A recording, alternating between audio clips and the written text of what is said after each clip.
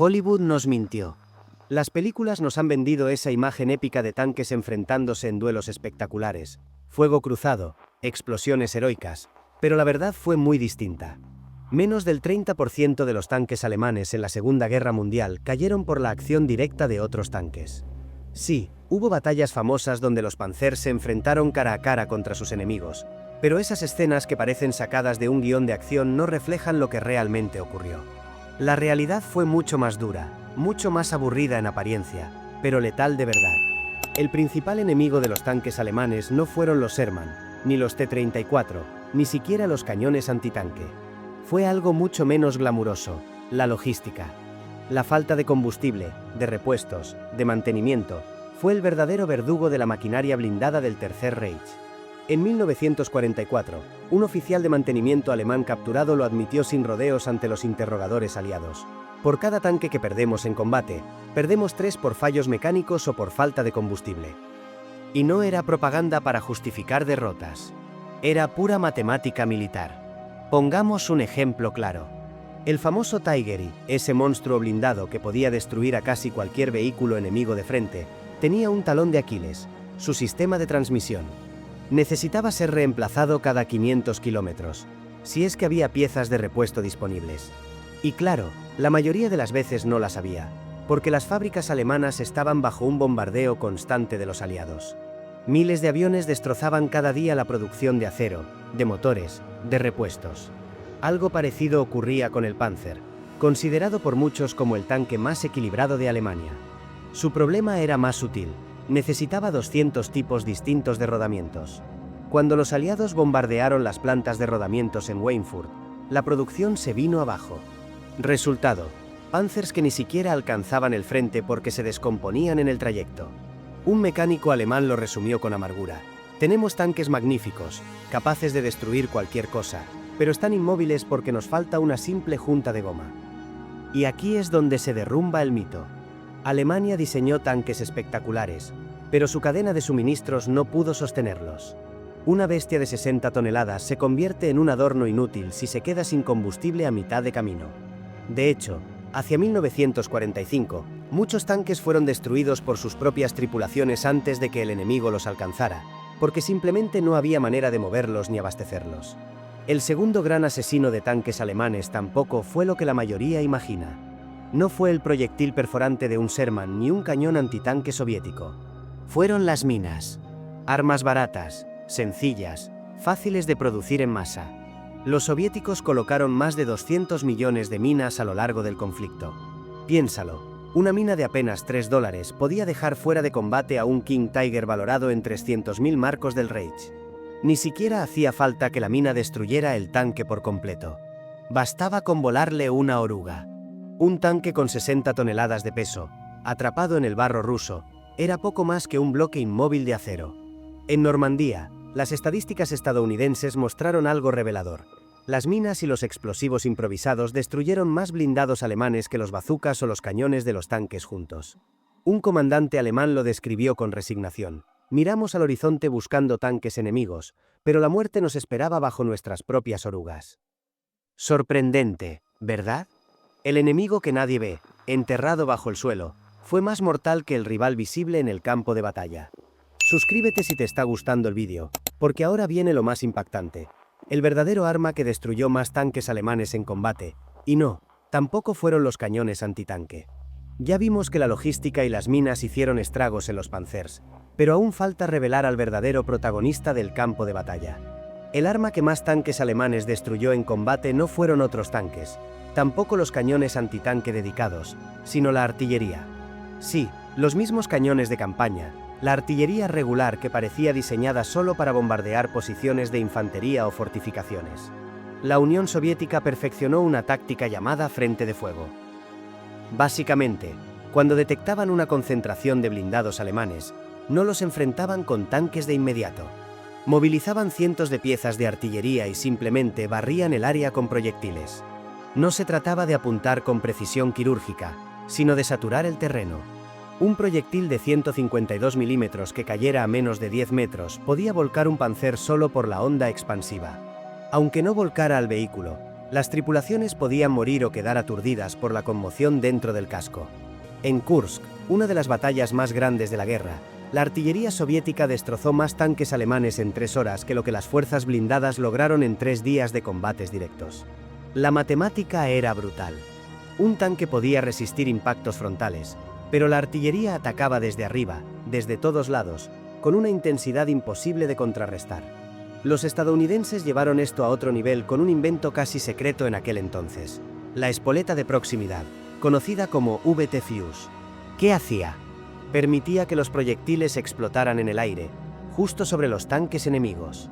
Eso multiplicaba la efectividad, porque las esquirlas llovían desde arriba, donde la coraza alemana era más delgada, apenas 25 milímetros en la mayoría de los modelos.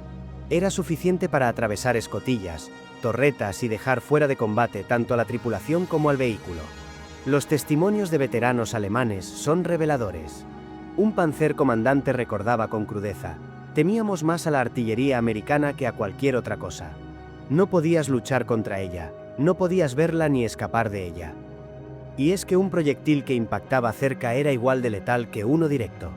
Muchos oficiales alemanes señalaron que la artillería fue, sin duda, el arma más mortal que enfrentaron.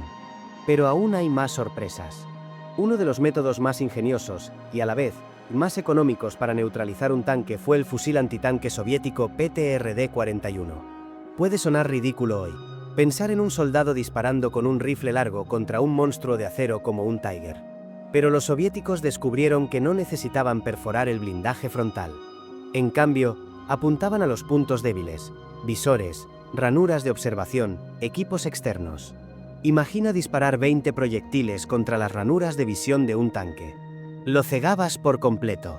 Y un tanque ciego es un peligro para su propia tripulación. Podía caer en zanjas, chocar contra edificios o simplemente quedar obligado a cerrarse herméticamente y avanzar a ciegas, volviéndose inútil.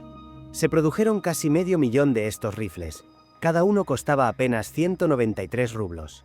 Compáralo con un Tiger, que costaba 300.000 marcos del Reich. El desequilibrio era absurdo. Y todavía queda un actor clave: la aviación. Los aliados desarrollaron un sistema llamado Cab Rank, donde cazabombarderos circulaban constantemente sobre las líneas, listos para atacar cualquier concentración de vehículos enemigos. Los Hawke Typhoon británicos, por ejemplo, llevaban cohetes diseñados para destruir blindados. Ahora bien, su porcentaje de acierto real era bajísimo, menos del 5%. Pero la cuestión no era solo la destrucción directa, sino el efecto psicológico. Los tanquistas alemanes sabían que, en cuanto los aviones aparecían, lo mejor era dispersarse y esconderse bajo la cobertura de los árboles. Pero al hacer eso se quedaban inmóviles, vulnerables a que la artillería recibiera coordenadas exactas y los pulverizara minutos después. Un veterano británico lo resumió: aunque el cohete no los alcanzara, obligábamos a los alemanes a quedarse quietos. Y un tanque detenido es un blanco fácil. El resultado era claro: los tanques alemanes no perdieron la guerra en un duelo heroico, sino porque fueron acosados constantemente por un abanico de armas y tácticas que combinaban lo barato, lo masivo y lo ingenioso. Y en la tercera parte vamos a hablar de las cifras finales, de cómo la guerra industrial y la matemática pura sellaron el destino de los Panzers, y de la ironía final: más tanques alemanes fueron destruidos por sus propias tripulaciones que por cualquier enemigo. Llegamos al desenlace de esta historia, y aquí es donde las cifras se vuelven tan demoledoras como los proyectiles que caían sobre los tanques alemanes. Alemania fabricó un total de 49.177 tanques a lo largo de toda la guerra. Una cifra impresionante si la ves sola, pero que se vuelve diminuta cuando la comparas con la producción combinada de sus enemigos: 227.000 tanques entre soviéticos, estadounidenses y británicos. Y eso sin contar los miles de vehículos blindados ligeros, cañones autopropulsados y demás equipos de apoyo. La matemática del conflicto era clara: aunque un Tiger pudiera destruir varios Sherman en un duelo, el volumen de producción aliado era tan abrumador que la superioridad técnica quedaba anulada. No era un combate de gladiadores, era un combate de fábricas. Alemania podía diseñar la máquina perfecta, pero si se descomponía a mitad de camino o si se producía en cantidades mínimas, no servía de nada. Y hay un dato todavía más oscuro. Para 1945, la principal causa de destrucción de tanques alemanes ya no era el enemigo. Eran sus propias tripulaciones. Sí, más Panzers fueron volados por los mismos soldados alemanes que los tripulaban que por los proyectiles aliados. ¿La razón? Muy simple, sin combustible, sin munición y sin posibilidad de escapar, preferían destruir sus propios vehículos antes de entregarlos intactos al enemigo. Los registros de mantenimiento del ejército alemán en abril de 1945 muestran cientos de anotaciones repetidas. Destruido por la tripulación. Falta de combustible. Falta de munición. Piénsalo un momento. Los tanques que habían sido diseñados para ser los más temidos del mundo, como el Tiger II o el Panzer, terminaron ardiendo no en un campo de batalla glorioso, sino en una cuneta, abandonados por hombres desesperados que sabían que no había marcha atrás. Es la mejor prueba de que, en la guerra moderna, no basta con tener el mejor diseño. Se necesita sostenerlo con una cadena de suministros robusta, con fábricas protegidas y con una producción en masa que pueda reemplazar las pérdidas constantes. Y mientras los alemanes luchaban con la escasez, los aliados jugaban otra liga. En Estados Unidos, la industria funcionaba como un reloj. Un Sherman podía salir de la cadena de montaje en apenas unas semanas. ¿Que lo destruían en Normandía? No había problema. Al mes siguiente había otro esperando en un puerto para reemplazarlo. Los soviéticos hacían lo mismo con el T-34, que se producía por decenas de miles, en fábricas que incluso habían sido trasladadas más allá de los Urales, fuera del alcance de la Luftwaffe. Esa fue la verdadera derrota alemana, no en el acero de sus tanques, sino en el acero de las fábricas enemigas. A lo largo del vídeo hemos visto cómo los tanques alemanes cayeron no solo por la acción de otros tanques, sino sobre todo por factores mucho más amplios. En la logística, que convirtió al combustible y a los repuestos en verdugos silenciosos. En las minas, simples y baratas, que inmovilizaban gigantes de acero con una explosión mínima. En la artillería, capaz de arrasar cuadrículas enteras sin importar si había puntería fina. En los fusiles antitanque, que cegaban y neutralizaban vehículos con un coste ridículo. En la aviación, que más que destruir, paralizaba y condicionaba cada movimiento. Y finalmente, la decisión desesperada de las propias tripulaciones, que preferían volar su tanque antes que verlo capturado. Todo esto nos deja una lección clara. Los tanques alemanes eran impresionantes en diseño y potencia, pero la guerra no se gana con máquinas aisladas.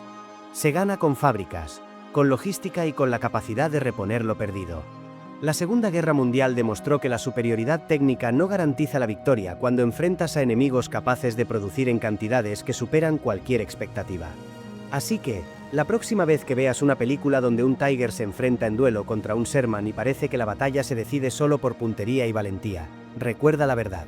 Lo que realmente derribó a los tanques alemanes no fue un héroe solitario en otro blindado. Fueron la matemática implacable de la producción, los recursos casi infinitos de los aliados, y la dura realidad de que sin combustible y sin repuestos, hasta el mejor tanque del mundo no es más que un trozo de metal inmóvil. Suscríbete si te ha gustado el vídeo, y así podrás acompañarme en más historias donde desmitificamos la Segunda Guerra Mundial y descubrimos lo que realmente pasó detrás de las leyendas.